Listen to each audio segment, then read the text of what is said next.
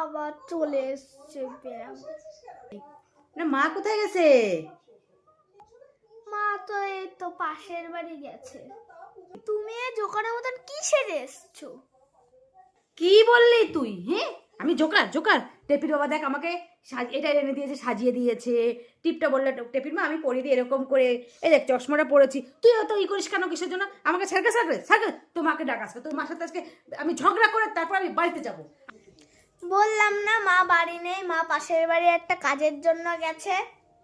বাবা, বাচ্চা মেয়েটাকে এরম করে রেখে তোর মা চলে গেল। ইস, আমার তো কষ্ট লাগছে। তুই একা বাড়িতে রে? হ্যাঁ গো, আমি একা বাড়িতে।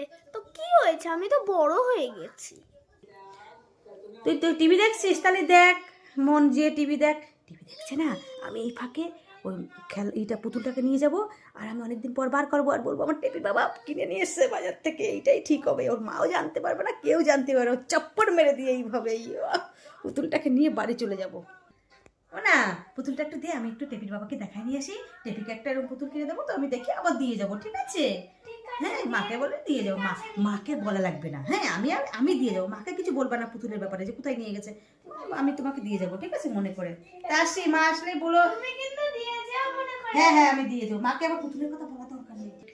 এই নিয়ে যাচ্ছি তো, আর পুতুলটাকে দেবো না, এবার চপ্পর বাড়ি রেখে দেবো। আবার টেপি কি সুন্দর, দেখো অনেক দামি পুতুল। আমার টেপি হেভি খেলতে পারবে। ও ও বাচ্চা মেয়ে তো টিভি দেখে বোঝে না কিছু, ওর মারে বলবেও না, ওর হয়ে ভুলে গেছে ও। আমি এখন বাড়ি নিয়ে যাই, মা চলে আসবে। ও